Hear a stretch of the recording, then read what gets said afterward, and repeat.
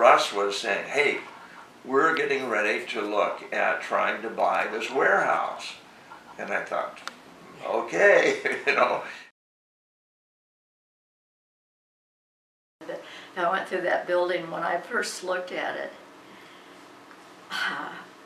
And then where the sanctuary is was this, I guess it was a refrigeration unit, and it was about a third the size of the, the sanctuary.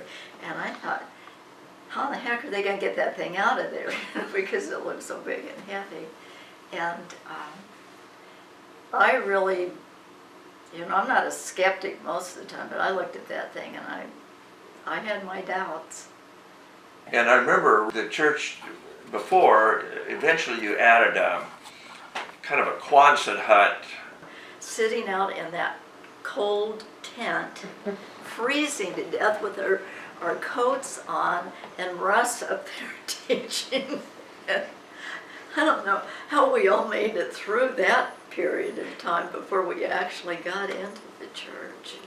Well, God's faithfulness was sure in it. For me, it was, God always surprises me, and this was a wonderful surprise. Well, God's faithfulness is an amazing story, and if you read my journal, and Ruth has heard me say this many times, if you read my journal, you would find in there, God, I don't understand how you let us do these things, and so many things that we were allowed to do are impossible. I mean, here I'm a migrant worker from Arkansas, and he has allowed Ruth and I to do just amazing things. Now, when I say that, at the same time, we've walked through some really deep water and some times that were really challenging. But the fact of the matter is,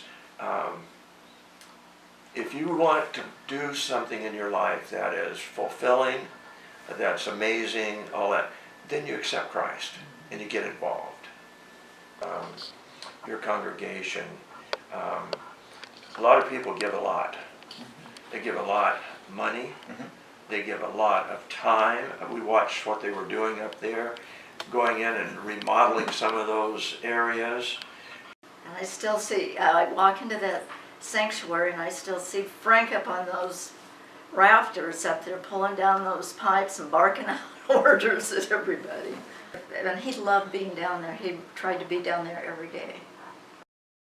When Frank and I were driving home from that particular day, and I looked in the mirror and my face was just black and I dust on my teeth and everything. And then Frank looked over at me, and then we were driving along the river and there were people water skiing and out there, having fun. And he just looked over at me and he said, bet we had more fun than they did today. And I said, I don't know about you, but I did. And that's, and that's the way we felt about it. We knew that we were doing something good. It feels good to work. And the good news is that we're only there because you had a lot of people who gave far beyond. We don't think much about it, but you start adding up the hours, you start adding up the commitment, and all of those things, and the people sharing the gospel. And when you have these new members coming in, so India is an amazing story. The love of God through the people that worked on this project, we weren't there because it was easy or fun or anything else. I mean, God made it, pleasurable. I think it shines through our congregation is the love of Jesus.